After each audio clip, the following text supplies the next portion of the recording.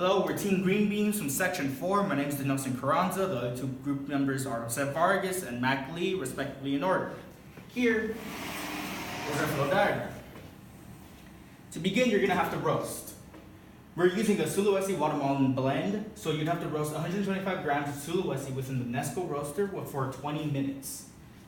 And 125 grams of watermelon in the Nesco roaster for 20 minutes as well. You'll lose about 19.8 grams of volatile gases from the Sulawesi and 23.8 grams of volatile gases from the watermelon. In the Sulawesi, you'll end up with 105.2 grams of Sulawesi and 101.2 grams of watermelon. You put them in a storage and let them sit for a week. Once you're ready to brew, get some hot water, put 1,200 milliliters of water into a water heater, heat it up to 94 degrees. That'll take 5 or 4 minutes.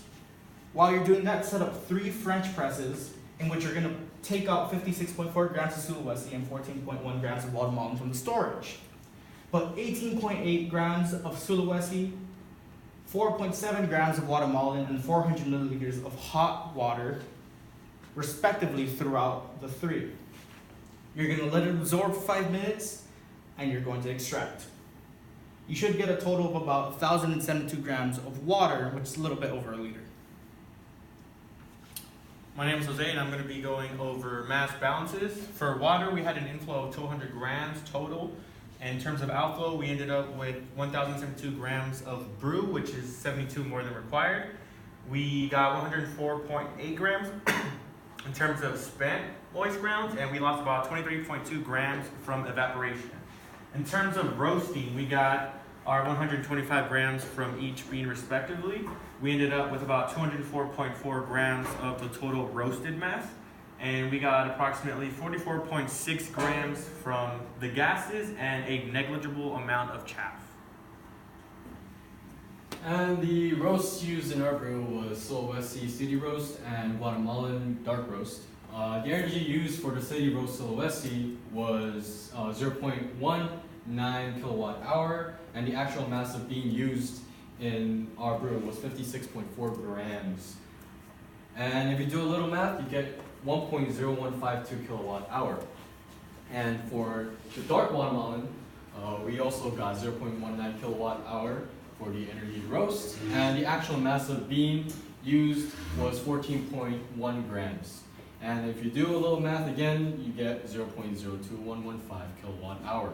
And if you add those two up, we get the total energy for roasted coffee actually used in brew, which is 1.03635 kilowatt hour. Next, for the water energy. The initial temperature was 30 degrees Celsius, and the final temperature was 94 degrees Celsius. And the energy to heat the water was 0.11 kilowatt hour. And the total energy used to produce coffee, which is the roast energy and the water energy, if you add those up, you get 1.14635 kilowatt hour. The TDS for our brew was 0.94% and the PE was 0.00705, which is completely off the chart, which means it's undesirable. However, for the taste itself, at the beginning, it was very bright and had a watery mouthfeel. If you kept it in your mouth for long enough, it would get a stronger and more basic taste and had a viscous mouthfeel. The aftertaste was a medium length and had very dark aspects of itself. When we scaled up, these aspects were brought down and did not really scale well, which means for us to improve this for another competition, we'd have to have a darker Sulawesi roast, which would be more or less a City Plus roast, and increase the brew ratio overall in order to increase the stronger flavors that we desired.